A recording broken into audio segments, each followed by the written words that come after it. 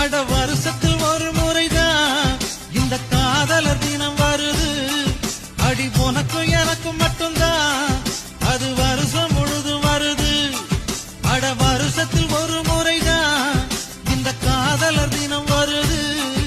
அடி உனக்கும் எனக்கும் மட்டும்தான் அது வருஷம் முழுதும் வருது.